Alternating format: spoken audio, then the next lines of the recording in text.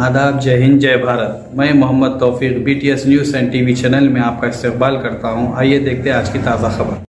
गौरव कांग्रेस कुटुंब सभ्युలందరూ गौरव मुख्यमंत्री గారు మాట్లాడేంత వరకు ఉండాలి। భోజనాలు అందరికీ ఉన్నాయన్న ప్లీజ్।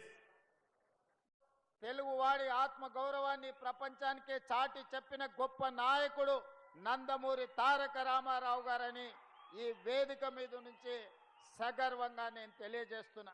అదే సోషల్ మీడియా రూపంలో వస్తున్నారు, లేని అవాకులు చవాకుల మంత్రముల మీద ఈరోజు ప్రచారాలు చేస్తున్నారు, ప్రత్యక్షంగా పరోక్షంగా। ఈనాడు టెండర్ల గురించి కొన్ని పత్రికలు రాస్తున్నాయి, సింగరేణిలో కొంత కుంభకోణం జరిగింది, బొగ్గంతా మాయమైందని। నేను ఆ పత్రికలకు, ఆ టీవీలకు, ఆ సోషల్ మీడియా వాళ్లకు, ఆ రాజకీయ పార్టీ నాయకులకు నేను చెప్పదలుచుకున్నా, ఈ ప్రభుత్వంలో అవకతవకలకు తావు లేదు। అనవసరమైన ప్రచారాన్ని, తప్పుడు ప్రచారాన్ని కల్పించడం ద్వారా అపోహలు కల్పించి మళ్ళీ శుక్రాచార్యుడు, మారీచుడు, సుబాహుడు బలపడడానికి మీరు ప్రత్యక్షంగానో పరోక్షంగానో సహకారం చేస్తున్నారు। మీకు మీడియా పంచాయతీలు ఉంటే తలుపు మూసుకొని కొట్టుకోండి, లేకపోతే ఒకరి మీద ఒకరు బురద జల్లుకోండి। అందులో మమ్మల్ని లాగి ఆంబోతులు కొట్లాడితేనంట లేగదూడల కాళ్ళు ఇరిగినాయంట।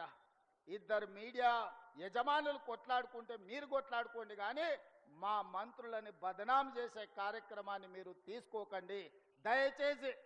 ప్రత్యక్షంగానో పరోక్షంగానో మీరు రాస్తున్న రాతలు, చూపిస్తున్న చూపులు మారీచుడి సుబావులకు, శుక్రాచార్యునికి సహకారం అందించినట్టుగా ఉంటుంది। 2 సంవత్సరాలల్లా ఎలాంటి అవకతవకలకు కానీ, ఎలాంటి తప్పులకు కానీ అవకాశం ఇవ్వలేదు। ఈనాడు కూడా సింగరేణిలో జరుగుతున్న కోల్ మైనింగ్ టెండర్ విషయంలో ప్రభుత్వం స్పష్టంగా, నికార్సుగా, నిజమైన అనుభవం ఉన్న వాళ్ళకే ఇస్తుంది తప్ప అనా పైసా అవినీతికి అవకాశం ఇవ్వము। దయచేసి నా సహచర మంత్రుల మీద వార్తలు రాసే ముందు నాతో వివరణ తీసుకోవాల్సిందిగా నేను పెద్దలకు విజ్ఞప్తి చేస్తున్నా। మిత్రులారా, ఆలోచన చేసి వాస్తవాలను తెలుసుకొని రాసే ముందు మమ్మల్ని వివరణ అడగండి। తెలంగాణ రాష్ట్ర ముఖ్యమంత్రిగా రోజుకి 24 గంటలు, సంవత్సరానికి 365 రోజులు ప్రజా జీవితంలో ఉన్న, ప్రజలకు అందుబాటులో ఉన్న మీడియాకు కావాల్సిన వివరణ ఇవ్వడానికి తెలంగాణ రాష్ట్ర ముఖ్యమంత్రిగా నేను సిద్ధంగా ఉన్నా। ఏదైనా వార్త ఏ టీవీలో వచ్చినా, ఏ పేపర్లో వచ్చినా, ఏ సోషల్ మీడియాలో వచ్చినా నా ఎమ్మెల్యేల మీద, నా ఎమ్మెల్సీల మీద, ఎంపీల మీద, మంత్రుల మీద ఎవరి మీద ఆరోపణ వచ్చినా వాళ్ళందరికీ నాయకుడిగా, కుటుంబ పెద్దగా అది నా గౌరవానికి భంగం కలిగిస్తుంది, నా నాయకత్వం పట్ల అపోహలను కలిగిస్తుంది। ఇలాంటి విషయాలలో ఎలాంటి కాంప్రమైజ్ లేదు। మా మంత్రుల మీద ఏదొచ్చినా రాసే ముందు నన్ను వివరణ అడగండి। ఈ ప్రభుత్వాన్ని అందరూ నారా చంద్రబాబు నాయుడు గారికి సహచరులు, అనుచరులు ఉన్నారు, వాళ్ళందరికీ నా విజ్ఞప్తి ఒక్కటే, ఈ తెలంగాణ రాష్ట్రంలో తెలుగుదేశం ఉండొద్దని కక్ష గట్టి ఆ పార్టీ నాయకత్వాన్ని దెబ్బతీసిన చంద్రశేఖరరావును, BRS ను సమూలంగా 100 మీటర్ల గోతి తీసి పాతి పెట్టినప్పుడే BRS వాళ్ళు గద్దెలు దిగాలి, ఊర్లలో BRS దిమ్మలు కూలాలి।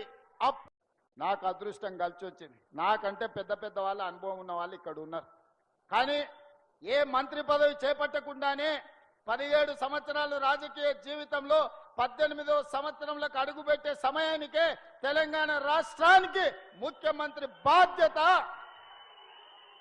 కష్టంను నమ్ముకొని క్రమశిక్షణతో పార్టీకి పనిచేస్తే పార్టీ ఇయాల తెలంగాణ రాష్ట్ర ముఖ్యమంత్రిగా శ్రీమతి సోనియా గాంధీ, రాహుల్ గాంధీ, మల్లికార్జున్ ఖర్గే గారు అవకాశం ఇచ్చారు।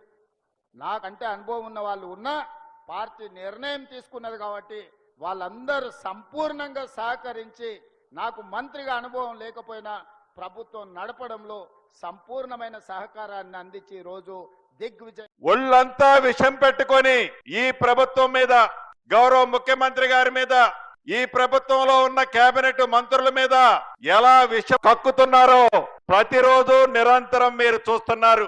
పాముకి విషము కోరల్లో ఉంటది.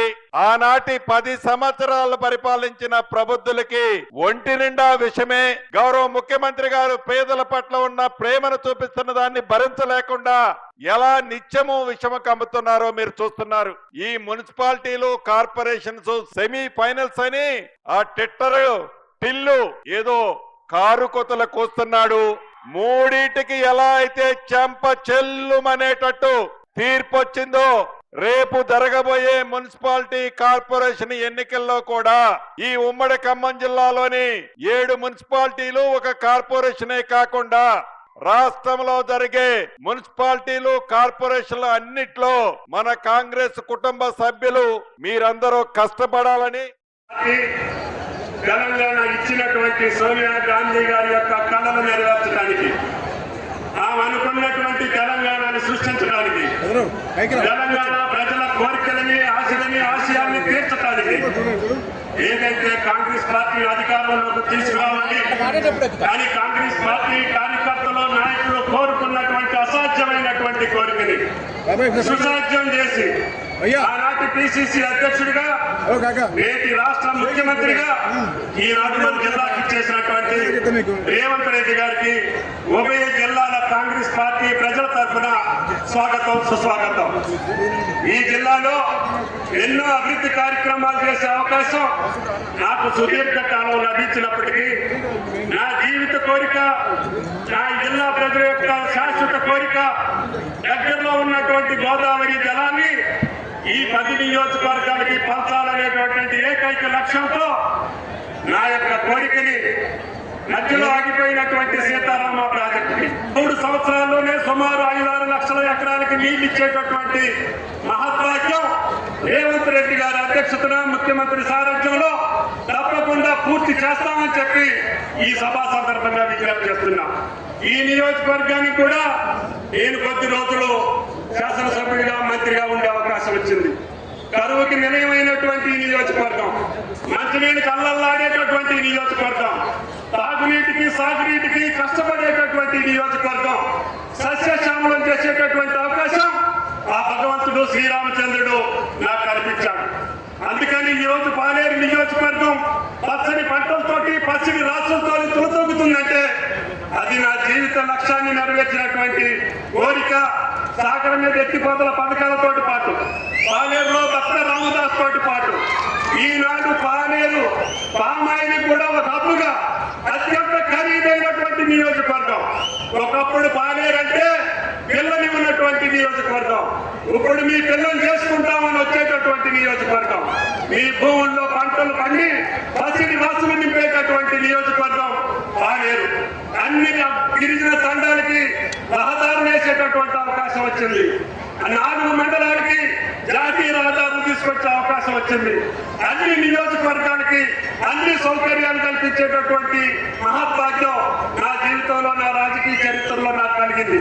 అందుకని రేవంత్ రెడ్డి గారి ఆధ్వర్యంలో, ఆయన సారథ్యంలో గోదావరి జలాలతో పాటు ఈ యొక్క తెలంగాణ రాష్ట్రంలో పామాయిల్ హబ్బుగా తయారవుతున్నటువంటి ఉభయ జిల్లాలు ఆయన సారథ్యంలోనే తెలంగాణ మొత్తం ఆ వాణిజ్య పంటను పండించి నా రైతులు రాజు చేసి ఈ యొక్క తెలంగాణ దేశానికి ఆదర్శంగా ఉండేటట్టుగా ఆయన చేసే సంక్షేమ కార్యక్రమాలతో పాటు ఆయనకున్నటువంటి ప్రాధాన్యతతో పాటు ఈ యొక్క తెలంగాణను అగ్రగామిగా నిలిచి భారతదేశంలో ఈనాడు మొట్టమొదటి అభివృద్ధి చెందిన రాష్ట్రాన్ని రేపు 3 సంవత్సరాల తర్వాత చూపించేటటువంటి బాధ్యత రేవంత్ రెడ్డి గారి భుజస్కంధాల మీద ఇచ్చినటువంటి తెలంగాణ ప్రజల యొక్క నమ్మకాన్ని ఒమ్ము చేయకుండా ఆయన కేబినెట్ లో పనిచేసి మీ అందరి యొక్క ఆశలకు అనుగుణంగా పనిచేస్తామని చెప్పి విజ్ఞప్తి చేస్తూ ఈ యొక్క అవకాశం ఇచ్చినటువంటి మీ అందరికీ ధన్యవాదాలు.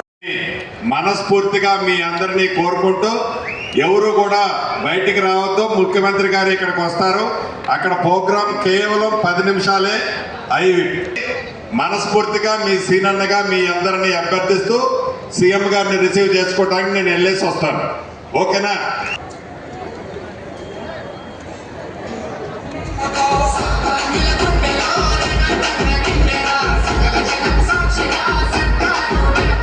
కదులు కదులు కదులు తమ్మి కదులు కాంగ్రెస్ వెంట నడువు నడువు నడువు తల్లే నడుతూనే ముందు బాట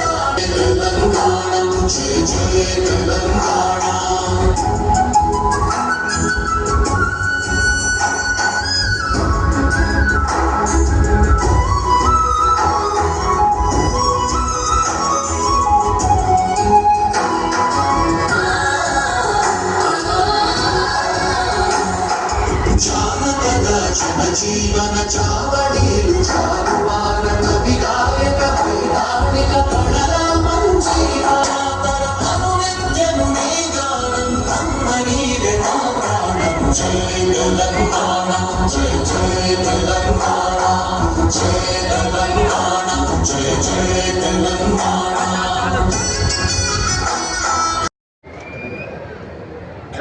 ఈరోజు మద్దలపల్లి మార్కెట్